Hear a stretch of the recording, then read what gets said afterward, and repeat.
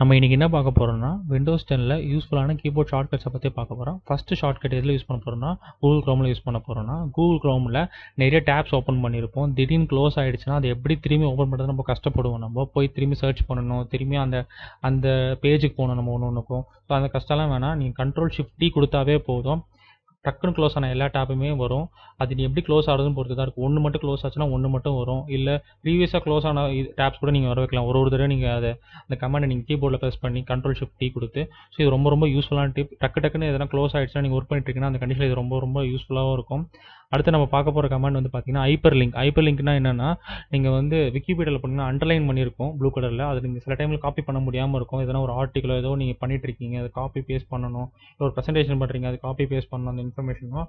அது மட்டும் வராது, அது ரொம்ப கஷ்டமாகவும் இருக்கும், இரிட்டேட்டிங்காகவும் இருக்கும். அந்த கண்டிஷன் நீங்கள் ஆல்ட்டை ப்ரெஸ் பண்ணிவிட்டு கீபோர்டில் காப்பி பண்ணிட்டு நீங்கள் போய் பேஸ்ட் பண்ணால் அது பேஸ்ட் ஆகிடும். அடுத்த டிப் வந்து ரொம்ப யூஸ்ஃபுல்லாகவும் இருக்கும் உங்களை பொறுத்த வரைக்கும். இது ஃபார்மேட்டட் டெக்ஸ்ட்னு சொல்லுவாங்க. அதாவது இந்த ஃபார்மேட்டட் டெக்ஸ்ட்னா என்னன்னா, நீங்கள் வந்து ஒரு விக்கிபீடியாவில் போய் காப்பி பண்ணும்போது அதோட ஸ்டைல்ஸ் இருக்கும், ஃபாண்ட்டோட ஸ்டைல்ஸ் இருக்கும், இட்டாலிக் போல்ட் ஒன்று இருக்கும். அந்த கண்டிஷனில் என்ன ஆகும்னா, நீங்கள் காப்பி பண்ணுறீங்கன்னு வச்சுக்கோங்களேன், அந்த இட்டாலிக் போல்ட்லேயே வந்துடும். ஸோ அதெல்லாம் வேணாம், என்னை பொறுத்தவரைக்கும் க்ளீன் டெக்ஸ்ட் தான் வேணும், எனக்கு அந்த மாதிரிலாம் எதுவுமே வேணாம் அப்படின்னு நினைக்கும் போது என்ன பண்ணணும்னா, நீங்கள் அங்கே காப்பி பண்ணிக்கோங்க. காப்பி பண்ணிட்டு இங்கே வந்துட்டு Ctrl+Shift+V கொடுத்தீங்கன்னா நார்மல் டெக்ஸ்ட்டாக வந்துடும், இல்லை Ctrl+V கொடுத்தீங்கன்னா நார்மல் டெக்ஸ்ட்டாக அந்த இட்டாலிக் போல்டில் வந்துடும். நான் Ctrl+V கொடுத்துருக்கேன், ஸோ அதனால் நார்மல் இதில் வந்துடுது, அதாவது இட்டாலிக் போல்டில் வந்துடுது. எப்பவுமே நம்ம பேஸ்ட் பண்ணுற மாதிரி வந்துடுது. இப்போ நான் Ctrl+Shift+V கொடுக்குறேன், நல்லாவே பார்த்தாவே தெரியும் உங்களுக்கு. இங்கே வந்துட்டு க்ளீன் டெக்ஸ்ட்டாக வந்திருக்கு. இதுக்கு நிறைய டிஃப்ரென்ஸ் இருக்குது. அது Ctrl+V கொடுத்துருக்கேன் மேலே இருக்கிறது, கீழே இது வந்து Ctrl+Shift+V கொடுத்துருக்கேன். ஸோ Ctrl+Shift+V கொடுக்கும்போது உங்களுக்கு நார்மல் டெக்ஸ்ட்டாக வரும். அடுத்த டிப் வந்து பார்த்தீங்கன்னா புக் மார்க் கிரியேட் பண்ணுறது. இப்போ நான் வந்து 3-4-5 சைட் வச்சுருக்கேன், அதாவது வெப்சைட்டு மேலே வச்சுருக்கேன். ஸோ இப்போ வந்து நான் Ctrl+Shift+D கொடுத்தேன்னு வச்சுக்கோங்களேன், ஒரு டயலாக் பாக்ஸ் ஓப்பன் ஆகும். அந்த டயலாக் பாக்ஸில் எனக்கு தேவையான புக் மார்க்கோட பேரை நான் கொடுக்குறேன், லேப்டாப்னு கொடுத்துட்டு நான் லேப்டாப் சைட்ஸ்லாம் பார்த்துட்ருக்கேன். ஸோ லேப்டாப் கொடுத்துட்டு நான் சேவ் கொடுக்குறேன். சேவ் கொடுத்துட்டோன்னே அது வந்துடும், சேவ் ஆகிடும். இப்போ நான் பார்த்துட்டு இருக்க சைட்டும் இல்லாமல் மற்ற என்னென்ன சைட்லாம் அங்கே ரன்னிங்கில் இருக்கோ அது எல்லாமே ஆட் ஆகிடும். ஸோ அதனால என்ன ஆகும்னா, நீங்கள் ஈஸியாக நிறைய டேபை வந்து அட் அ டைம் ஒரு புக் மார்க் ஆட் பண்ண முடியும். நீங்கள் பார்த்தாலே தெரியும், நான் பார்த்துட்டு இருக்க எல்லா சைட்டோட இதுவும் அங்கே ஆட் ஆகிருக்கு. ஸோ இது ஒரு ரொம்ப ஈஸியான டிப். நீங்கள் எதனா ஒரு நிறைய வெப்சைட் ஞாபகம் வச்சுக்கணும்னு நினைக்கிறீங்க, ரொம்ப கஷ்டமாக இருக்குன்னா நீங்கள் Ctrl+Shift+D கீபோர்டில் ப்ரெஸ் பண்ணிவிட்டு அந்த சைட்டுக்குள்ளே போய்க்கோங்க. அதுக்கப்புறம் புக் மார்க்கில் ஆட் ஆகிடும். அதுக்கப்புறம் நீங்கள் கஷ்டமே பட தேவையில்ல.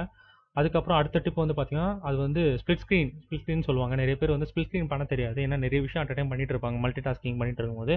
நீங்கள் ஸ்டார்ட் ப்ளஸ் லெஃப்ட் சைடு ஆரம்பம் இல்லை ரைட் சைடு ஆரம்பம் கொடுங்க. அப்போ கொடுக்கும்போது என்ன ஆகும்னா, அந்த ஸ்க்ரீன் அப்படியே லெஃப்ட் சைடு மூவ் ஆகிடும். என் கண்டிஷனில் நான் வந்து பார்த்தீங்கன்னா நான் லெஃப்ட் சைடு கொடுத்துருக்கேன். ஸோ அது வந்து லெஃப்ட் சைடு மூவ் ஆயிருக்கு.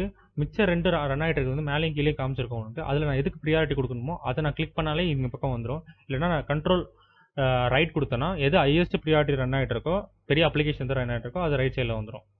உங்களுக்கு பார்த்தாலே தெரியும்.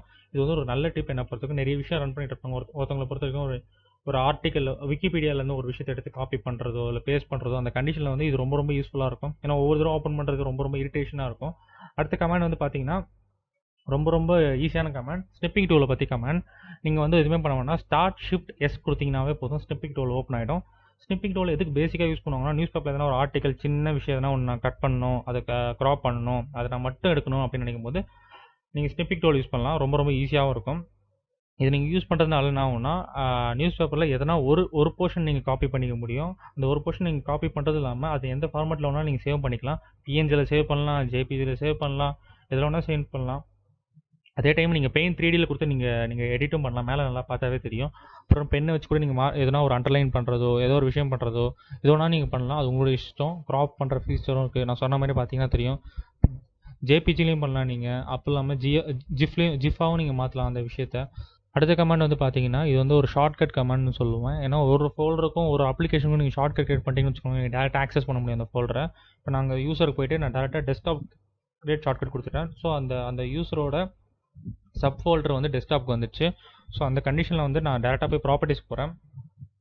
ப்ராப்பர்ட்டிஸ் போய்ட்டு ஷார்ட்கட் கீ இருக்குது பார்த்தீங்களா, அங்கே போய்ட்டு நான் அங்கே வந்து பேக் ஸ்பேஸ் கொடுக்குறேன். பேக் ஸ்பேஸ் கொடுத்துட்டு என்ன ஷார்ட்கட் கீ வேணுமோ எனக்கு Ctrl+Alt+U நான் கொடுக்குறேன். எனக்கு எது அஃபர்டபுளாக இருக்கோ, எனக்கு எது கம்ஃபர்டபுளாக இருக்கோ, ஸோ அதை நான் கொடுக்குறேன். உங்களுக்கு எது தேவையோ அது நீங்கள் கொடுத்துக்கோங்க. இப்போ வந்து Ctrl+Alt+U கொடுத்தேன்னா டேரெக்டாக அந்த ஃபோல்டர் ஓப்பன் ஆகும். ஸோ அதனால் உங்களுக்கு கிளியராகவும் தெரிஞ்சிடும் இந்த விஷயம் எவ்வளோ ஃபாஸ்ட்டாக நீங்கள் ஒரு விஷயத்தை பண்ண முடியும். ஸோ இது மூலமாக உங்களுக்கு ஏற்ற மாதிரி அதை நீங்கள் யூஸ் பண்ணிக்கோங்க. அது ரொம்ப நல்ல டிப்பாக இருக்கும் என்னை பொறுத்த வரைக்கும். அடுத்த டிப் வந்து என்னன்னு பார்த்தீங்கன்னா Start+1 அமுக்கிறோன்னே மைக்ரோசாஃப்டோட இது எட்ஜ் ஓப்பன் ஆயிடுச்சு. அடுத்தது வந்து பார்த்தீங்கன்னா கூகுள் குரோம் ஓப்பன் ஆயிடுச்சு. Start+2 கொடுத்தோன்னே Start+3 கொடுத்தோன்னே ஃபைல் எக்ஸ்ப்ளோரர் ஓப்பன் ஆயிடுச்சு.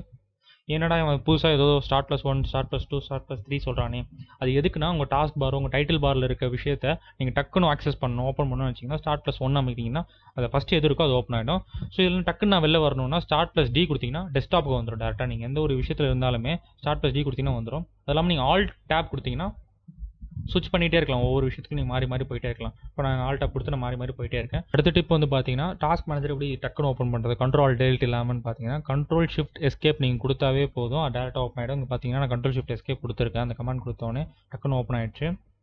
ஸோ இதெல்லாமே நீங்கள் கீபோர்டில் ட்ரை பண்ணும்போது உங்களுக்கு ஸ்டார்டிங்கில் கஷ்டமாக இருக்கும், அப்போ போக போக பழகிடும். இந்த டிப் வந்து பார்த்தீங்கன்னா இந்த எமோஜி சிம்பிள்ஸ்லாம் நிறைய பேர் வந்து விண்டோஸில் எப்படி யூஸ் பண்ணுறதுன்னு தெரியாமல் தவிச்சிட்டு இருப்பீங்க. அவங்கள பொறுத்தவரைக்கும் Start+Semicolon நம்பிக்கினாவே போதும், டேரெக்டாக அது வந்துடும். ஸோ அந்த கண்டிஷன் நீங்கள் எங்கே தேவையோ அதுக்கேற்ற மாதிரி நீங்கள் யூஸ் பண்ணிக்கலாம். இது ஒரு நல்ல டிப்புன்னு நான் சொல்லுவேன் என்னை பொறுத்த வரைக்கும். அடுத்த கமாண்ட் என்னென்னு பார்த்தீங்கன்னா Ctrl+Start+D. இது வந்து எதுக்கு யூஸ் ஆகும்னா வர்ச்சுவல் டெஸ்க்டாப் கிரியேட் பண்ணுறதுக்கு யூஸ் ஆகும். அந்த வர்ச்சுவல் டெஸ்க்டாப் கிரியேட் ஆனது உங்களுக்கு தெரியாது, நீங்கள் கொடுத்தீங்கன்னா தெரியும். Start+arrow mark left arrow mark right arrow mark கொடுத்தீங்கன்னா உங்களுக்கு தெரியும். இப்போ டக்குன்னு மூவ் ஆயிருக்கும், நீங்கள் பார்த்தீங்கன்னா தெரிஞ்சிருக்கும் அது டக்குன்னு.